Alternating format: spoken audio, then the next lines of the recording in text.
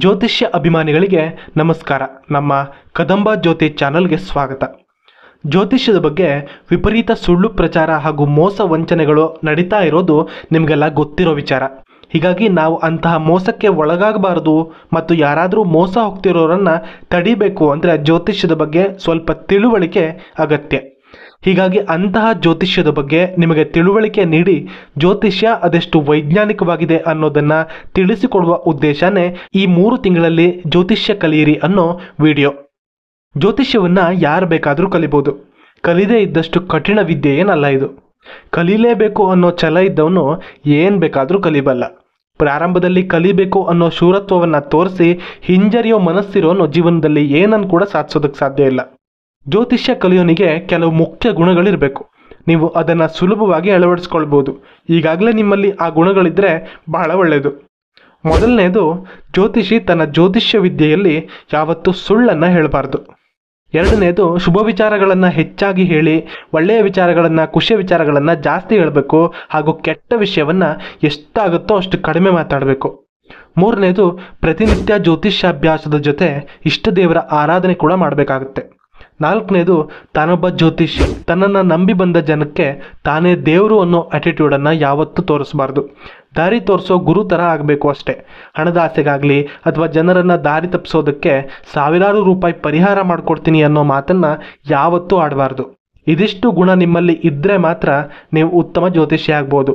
ಇವುಗಳಲ್ಲಿ ಯಾವುದೇ ಒಂದು ಗುಣ ನಿಮ್ಮಲ್ಲಿ ಇಲ್ಲ ಅಂದರೂ ನೀವು ಈ ವಿಡಿಯೋನ ಇಲ್ಲೇ ಸ್ಟಾಪ್ ಮಾಡಿಬಿಡಿ. ನಾನು ಇಲ್ಲಿ ಜ್ಯೋತಿಷ್ಯವನ್ನು ಅರ್ಧ ಕುಡಿದಿದ್ದೇನೆ ಅಂತ ನಿಮಗೆ ಪಾಠ ಮಾಡ್ತಾ ಇಲ್ಲ. ಕಳೆದ 5 ವರ್ಷಗಳ ನನ್ನ ಜ್ಯೋತಿಷ್ಯ ಅನುಭವಗಳ ಜೊತೆ ನನ್ನ ಗುರುಗಳ ಪಾಠವನ್ನು ನಿಮ್ಮ ಮುಂದೆ ಪ್ರಾಮಾಣಿಕವಾಗಿ ಹಂಚಿಕೊಳ್ಳೋ ಪ್ರಯತ್ನವನ್ನು ಮಾಡ್ತಾ ಇದ್ದೇನೆ. ಜ್ಯೋತಿಷ್ಯಕ್ಕೆ ಪ್ರಧಾನ ಕಾರಕ ಗ್ರಹ ಸೂರ್ಯ. ಆತನಿಗೆ ನಮಸ್ಕಾರ ಮಾಡದೆ ಪಾಠವನ್ನು ಆರಂಭಿಸೋದಕ್ಕೆ ಸಾಧ್ಯವಿಲ್ಲ. ಸಪ್ತಾಶ್ವರಥಮಾರೂಢಂ ಪ್ರಚಂಡಂ ಕಶ್ಯಪಾತ್ಮಜಂ ಶ್ವೇತಪದ್ಮಧರಂ ದೇವಂ ತಂ ಸೂರ್ಯಂ ಪ್ರಣಮಾಮ್ಯಹಂ. ಜ್ಯೋತಿಷ್ಯದಲ್ಲಿ 12 ರಾಶಿಗಳು, 27+1 28 ನಕ್ಷತ್ರಗಳು ಮೊದಲ ಪಾಠದಲ್ಲಿ ಬರುತ್ತೆ. ಅದಕ್ಕೂ ಮೊದಲು ವಾರ ಹಾಗೂ ತಿಥಿಗಳು ಕೂಡ ಮುಖ್ಯ.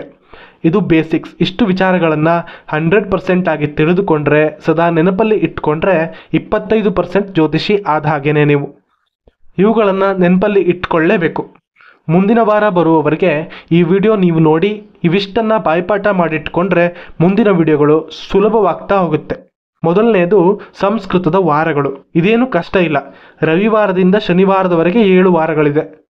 ರವಿವಾರಕ್ಕೆ ರವಿವಾಸರ, ಸೋಮವಾರಕ್ಕೆ ಹಿಂದೂವಾಸರ ಅಥವಾ ಸೋಮವಾಸರ, ಮಂಗಳವಾರಕ್ಕೆ ಭೌಮವಾಸರ. ಮಂಗಳನಿಗೆ ಸಂಸ್ಕೃತದಲ್ಲಿ ಭೌಮ ಅಥವಾ ಕುಜ ಅಂತ ಕರೀತಾರೆ.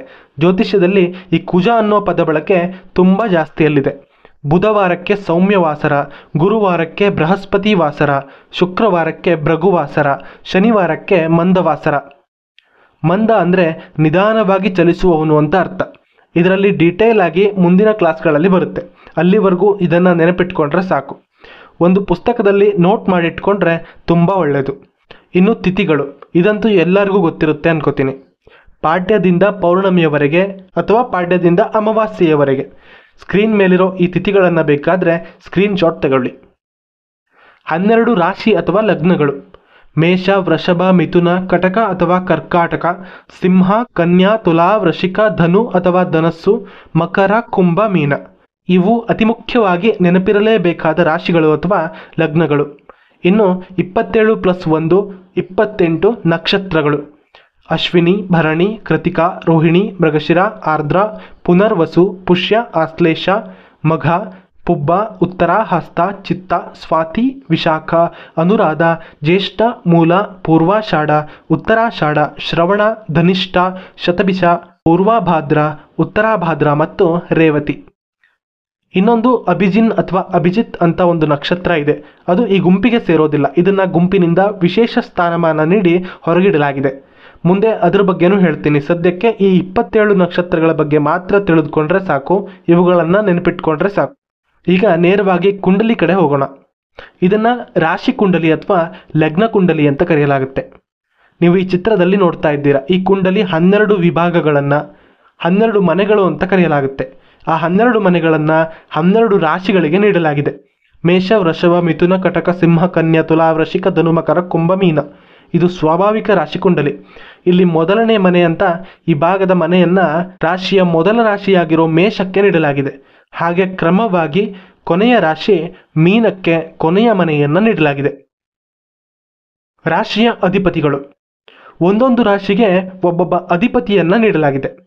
ಮೇಷರಾಶಿಗೆ ಅಧಿಪತಿ ಮಂಗಳ, ವೃಷಭ ರಾಶಿಗೆ ಅಧಿಪತಿ ಶುಕ್ರ, ಮಿಥುನ ರಾಶಿಗೆ ಅಧಿಪತಿ ಬುಧ, ಕರ್ಕಾಟಕ ರಾಶಿಗೆ ಚಂದ್ರ, ಸಿಂಹ ರಾಶಿಗೆ ಸೂರ್ಯ, ಕನ್ಯಾ ರಾಶಿಗೆ ಮತ್ತೆ ಬುಧ ಅಧಿಪತಿ, ತುಲಾ ರಾಶಿಗೆ ಶುಕ್ರ, ವೃಶ್ಚಿಕ ರಾಶಿಗೆ ಮಂಗಳ, ಧನಸ್ಸು ರಾಶಿಗೆ ಅಧಿಪತಿ ಗುರು, ಮಕರ ರಾಶಿಯ ಅಧಿಪತಿ ಶನಿ, ಕುಂಭ ರಾಶಿಯ ಅಧಿಪತಿ ಕೂಡ ಶನಿ, ಕೊನೆಯ ಮೀನ ರಾಶಿಗೆ ಅಧಿಪತಿ ಗುರು.